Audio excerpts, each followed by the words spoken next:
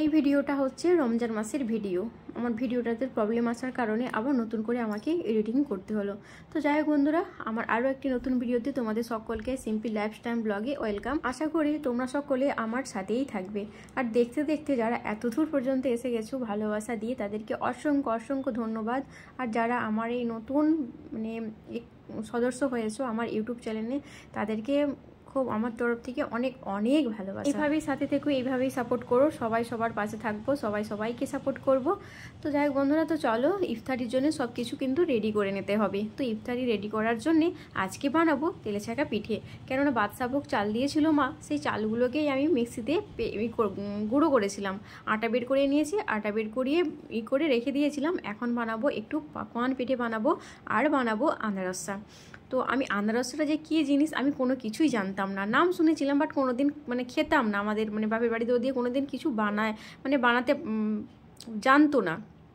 তো এইখানে এসে বিয়ের পর বড় শাশুড়িমা বানাতো, বড় শাশুড়িমার কাছ থেকেই শেখা এই যে পাকান, আনারসা, বিরিয়ানি, পোলাও। আমি কোনো কিছু রান্নাবান্না কোনো কিছুই করতে পারতাম না। বিয়ের আগে তো রান্নাবান্না কোনোদিনও ট্রাই করিনি বিয়ের আগে। যাই হোক বন্ধুরা, কালকে কিন্তু কমেন্ট করেছো রিনি বোনকে অনেক অনেক অনেক ভালোবাসা, বুক ভরা ভালোবাসা। অনেক খুশি হলাম, এত সুন্দর একটা কমেন্ট করেছো কালকে যে তোমার যদি মেয়ে হতাম অনেকটাই ভালো লাগতো, কি ভালো হতাম। এত সুন্দর একটা কমেন্ট করেছো বোন। তো দূর থেকে কিছু পারি না পারি, যখন নামাজ পড়বো তো দোয়া করব তোমাদের জন্য। যেমন তোমারও রিনি বোনের যেন মা বাবা কেউ নেই, জন্মের পর থেকেই তুমি দেখোনি মা বাবাকে, ঠিক ওই রকমই আমার সেলিমা বোনেরও মা বাবা কেউ নেই, বড় দিদি আছে ওর। আর হচ্ছে গিয়ে গোলাপি বোনও অনেক ভালো। তো যাই হোক, তোমাদের জন্য সকলের জন্য আমি দোয়া করব যখন নামাজ পড়বো। আবার নাম আমি নিতে পারলাম না, তোমরা কেউ মনে কোনো কিছু করো না। মন থেকে তোমাদের সকলকে জানাই অনেক অনেক ভালোবাসা আমার তরফ থেকে। তো এই হচ্ছে সেই বিখ্যাত আনারসা, তাই না? এই যে আনারসা বানিয়ে নিচ্ছি। বড় ছেলে বলছে আম্মা যে আমার জন্য পাকওয়ান বানাবে না গো। বলছে ঠিক আছে বানাবো, তুই কি খাবি বাবু? বলছে হ্যাঁ খাবো। তো আমি তো জানি রোজা ইফতার করার পর আর কোনো কিছুই খেতে ভালো লাগে না, যখন শরবত খাওয়ার পর আর কোনো কিছুই ভালো লাগে না। তো ছেলে বললো যখন বানাই, কিন্তু একটাও খেয়ে আর বলছে আম্মাজি কোনো কিছু ভালো লাগছে না গো আমাকে। নামাজ পড়েছে, ও কী করলো, শুয়েছিল ওই রুমে। আমি বলেছিলাম ও খেতে পারবে না, কিন্তু আমি তখন কোনো কিছু বলিনি, কেননা খারাপ মন খারাপ হবে ছেলের। তো এই কারণে ছেলের আবদারে বানিয়েছিলাম এই যে আনারসা আর এই যে পাকান। তো ঠিক আছে বন্ধুরা, সাথে থাকো, দেখতে থাকো। এটা কিন্তু ঠিকই যে ইফতার করার পর কোনো কিছুই বড়দেরই ভালো লাগে না, আমাদের ভালো ইফতার করার পর কোনো কিছুই ভালো লাগে না, একটু শুয়ে থাকি। আর ও তো ছোটো বাচ্চা, তাই না? তো যাই হোক বন্ধুরা, সাথে থাকো, দেখতে থাকো। তো বেশি নেই, আর একটুই আছে, দেখালাম তো। আর এটা হয়েছে বেশি তো বানাইনি, বলো। ছেলেরা এমনি বলছে এটা খাবো সেটা খাবো, কিন্তু ইফতারির সময় না, ইফতারি করার পর আর কোনো কিছুই খাবে না ওরা। তো বেশি বানিয়ে আর কী হবে, সেই বাড়িতেই থাকবে পরে, তারপরে রোজা রেখে দিবে, খাবে না। তো এই কারণেই ভাবলাম যে বেশি আর বানাবো না। একটুই আটা করেছিলাম, আটা বানিয়েছিলাম মিক্সিতে পেস্ট করে। তো ওইগুলোকে এখন করলাম।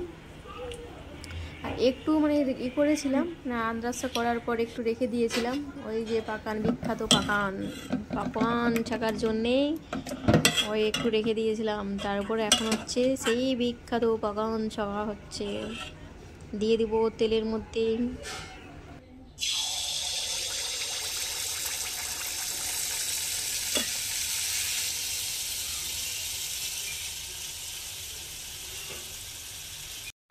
এই প্রথম একটা হলো, আর যে বেশি করে যে বানাবো তো দাদাভাই তো খাবে না। ও তেলে ভাজা জিনিস বলো কোনো কিছুই খেতে চায় না। যখন দেখবে বাড়িতে এটা রাখা আছে, তোমরা বানিয়ে নিবে এত তুমি, কিন্তু খাবে না। বানাতে ভালোও তো লাগে বলো, কিন্তু খেতে চায় না। ও তেলের কোনো কিছু জিনিস খেতে চায় না বলে আমারও অত এনার্জি থাকে না তেলের কোনো কিছু যে বানাই বলে। কিন্তু বড় ছেলে যখনকে বললো, ওই জন্যই বলছি বড় ছেলে যখন বলেছে বানাতে তো হবেই। ছেলে আমার রোজা রেখেছে, কিন্তু রোজা ইফতারির পর ও আর তো খেলো না, একটা শুধু খেয়েছিল পাকান, খেয়ে আর কোনো কিছুই খায় না ও। আর ছোটো ছেলে তো খুঁজছে খাচ্ছে, আর তো কেউ খায়নি। তার পরের দিনে ছিল, আর আজকে খেয়ে শেষ করলো। কালকে বানিয়েছি, কালকে খেয়েছে, আজকে এই কটা জিনিস রয়ে গেছে আবার। তো আর একটু আছে, এখনও ছোলাটা ভিজে দিয়েছিলাম ও সাইডে, এখনও ছোলা আদা করতে বাকি আছে। ইফতারির সব এখনও রেডি করব। ইফতারির কোনো কিছুই এখনও রেডি করা হয়নি, কেননা আমি আগে ভাবলাম যে এইগুলোকে তখন কটা বাজে, 4টার দিকে, 4টা না 4:30টার দিকে মানে কিচেন রুমে আমি এসেছি। তখন যদি না ওইগুলো বেলাবেলি এগুলো করা হয় তখন তো ইফতারির ওইগুলো তো আবার বানাতে পারো না, ফল টলগুলো সব যে বানাবো, বানিয়ে তো রেডি করতে হবে না আমাকে। তো ছেলে বলছিল আম্মা যে মসজিদে চলে যাব, তোমাকে আর বানাতে হবে না, আমি মসজিদে মানে ইফতারি করে নামাজ পড়ে একবারে চলে আসবো। আর যে না তুই নামাজ পড়তে যাবি অন্য সময়, নামাজ পড়ে আসবি, কিন্তু ইফতারিটা বাড়িতেই কর। তো ওই কারণে ইফতারিটাও বাড়িতেই করেছিল। তো তার জন্যে তো মানে প্রস্তুতি তো নিতেই হবে। তো প্রস্তুতি নেবার জন্যে এলাম ফ্রিজে। তো ফ্রিজে খুলে দেখলাম কি কি ফল সব রাখা আছে। তো এই ফলগুলো সব নিয়ে নেব এখন। তো এত নেব না, একটু একটু করে নেব। আমি যেই সব ফলগুলো বানাই না, ওই ফলগুলো অনেক রয়ে যায় গো, এত মানে খেতে খাবে না তো ওরা, যে এত তো সব বানাবো করবো তো খাবে, ওই একটা দুটো খাবে, খেয়ে ওসব রেখে দেবে। আবার যে ফ্রিজে রাখবো, ফ্রিজে মানে রাখার পর কেমন শুকনো শুকনো টাইপের হয়ে যায় ফ্রিজের ফলগুলো বানিয়ে যেগুলো রাখা হয়, এগুলো আর খেতে আর ভালো লাগে না। তো যে বেশি আর বানাবো না, একটু একটু করে বানাবো, খাবে না, বেকার নষ্ট হবে এত। তো একটু একটু করে বানাবো আজকে, বেশি বানাবো না ভাবলাম। আর এই যে সজনে ডাঁটাগুলো দেখছো, এই সজনে ডাঁটাগুলো তোমাদের দাদাভাই কোন বন্ধু না বান্ধবী জানি না আমি, ওই দিয়েছে দোকান থেকে নিয়ে এসেছি, বললো দোকান থেকে নিয়ে এসেছি, কে দিয়েছে বললো ওকে।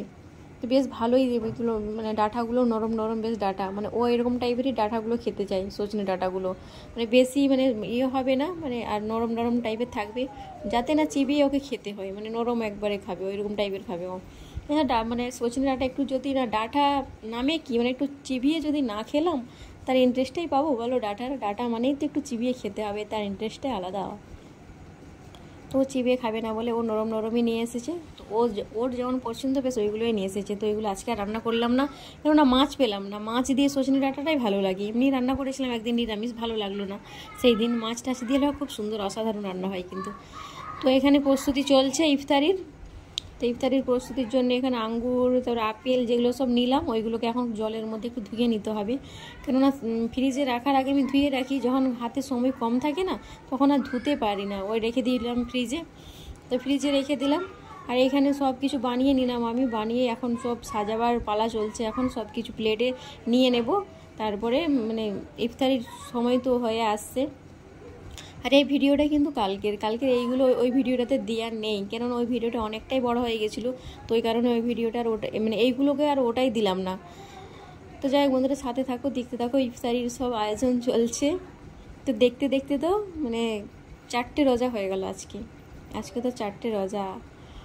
মানে এই যে মানে অন্যান্য মাসের দিনগুলো মনে থাক না থাক যে কী বার কী দিন, বাট এই রমজান মাসটাতে সবারই মনে থাকে যে আজকে রমজান মাসের কত তারিখ, কত দিন, কোটা রোজা, কী বার, আর কখন আজান দেবে। এমনি মানে অন্যান্য সময় ধরো করে নিলাম, আর রাত্রে এত চব্য থাকে না, রাতে হয় একটু ভাত রান্না করবো, দিনে সব তরকারিগুলো থাকে। আর রমজান মাসটাতে কী হয় বলো তো, বিকেল থেকে আরম্ভ, মানে সে 3টে থেকে যে কিচেন রুমে ঢুকে যাব, 3টে থেকে মানে প্রস্তুতি চলবে ইফতারির জন্যে। অনেক মানে এনজয় করি কিন্তু মানে এইটাতে, রমজান মাসটাতে। তো ইফতারি সব কিছু সারলাম, খেলাম। তোমার দাদাভাই তো বৃহস্পতিবার ছিল কালকে, ওই জন্য বাড়িতে ছিল ও। তো বৃহস্পতিবার একসাথে বসে খেলাম। খেয়ে ও দোকানে গেলো, বলছে খাবে না, বলছে না আমি খাবো না, চলে যাই। দোকানে ফোন করেছিল যে একটু খেয়ে নাও, ও খেয়ে গেল। দোকান খাবে না বলছিল, তো একটু খাইয়ে করবেন একসাথে বসে। ঝাড়ু দিয়ে আবার এই রুমটাকে পরিষ্কার করলাম। এই রুমে এত সব কাপড় ছিল, কাপড়গুলোই গোছালাম, সব বসিয়ে মায়ের হাতের এই কাঁথাটা ভালো করে পেতে নিলাম টান করে।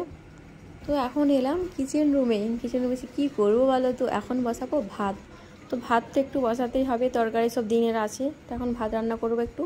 ওই জন্য চাল ধুয়ে নিয়ে এসি, চাল ধুয়ে এখন ভাতটা বসাবো। একবারে সামান্য ভাত বসালাম, কেন ইফতারি করার পর না ভালো লাগে না আর খেতে। ছেলে বলছে আম্মা জি আমি ভাত খাবো না, বলে দিচ্ছে। তাহলে কার জন্য রান্না করবো? বলে একটু রান্না করি, ছেলেরা যদি খেতে চায়। তো যাই বন্ধুরা, আজকের মতো ভিডিও এখান পর্যন্তই। সবাই ভালো থেকো, খুদা হাফেজ।